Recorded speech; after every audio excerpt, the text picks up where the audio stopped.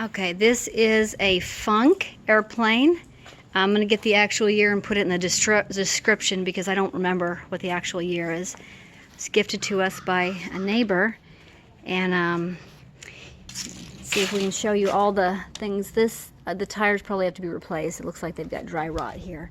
It's been stored in an air-conditioned space for the last 50 years. Probably before that too. We just brought it home about 2 months ago, and it's been, it's covered, but it's not in a conditioned air-conditioned space. So we've got this Antique Airplane Association. Here's here. This is the controls here. The engine is on a block in our garage, but it would get attached here. This is where you put the gas, fuel. This one also has some pretty severe dry rot. All the spars or whatever in here look pretty good. Look at that. Get the lining up here. Again, here's the controls. This is replaced. It looks like it was 1980. Okay, so these are just this is just fly-ins that our neighbor went to in the 80s. I'm not sure when the fabric was last replaced, but it feels almost like it's a synthetic. It feels more like a polyester than a coated cotton. It says FAA PMA approved for use. See Seconite 101 eligibility list. Don't know what that means, but that's what it says on there. These have been covered in paper for decades. I'm not going to uncover them, but there's glass there. So that's the plane, and the two wings are here.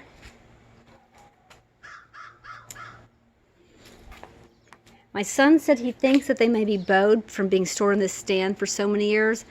I don't see it, but someone with a more practiced eye might see it. They look to be in really good condition. They are a little dirty because they've had, it's rained and there's a lot of dust buildup on them. But all right, I'm going to pause it and then go show you some other components in our garage.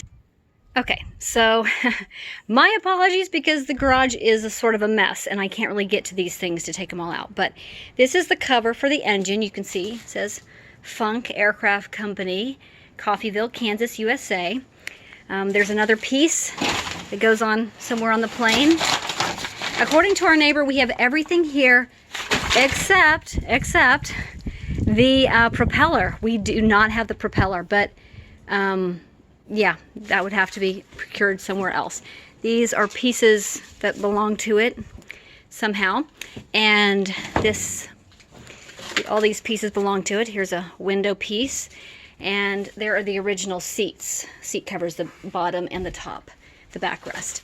And then up here we have these little covers for over the wheels, and then that is where how it goes over the propeller housing or something.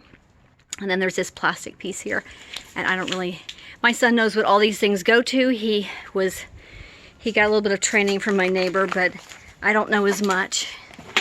There's another little piece. There's two of those that match, and there's two of these white ones here that match. The yellow one, I don't know. I'd have to ask my son what that one's for. But if you know Funk airplanes, you may recognize some of these parts. And if not, then we could surely help you figure out what goes to what. There's yet another piece in here too. So this is all the parts to the plane. Oh, and the engine. So I don't know if it's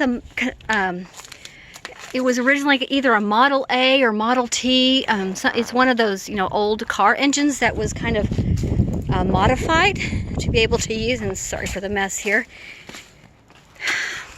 But it flew as recently as the 1980s, so it hasn't been sitting around since the 40s. But it would likely need some work to get it up and running. When he knew he was going to be parking it for quite a while, he took it off the plane.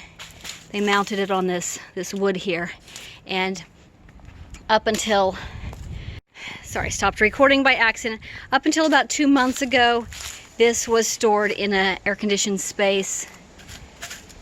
So it's been in that air-conditioned space for, well, two different ones. First it was at a hangar, and then it was in his workshop, and that was for about 30 years in his workshop, and before that about 20 years in the aircraft hangar. And anyway, that's it. That's the plane. Let me know if you're interested.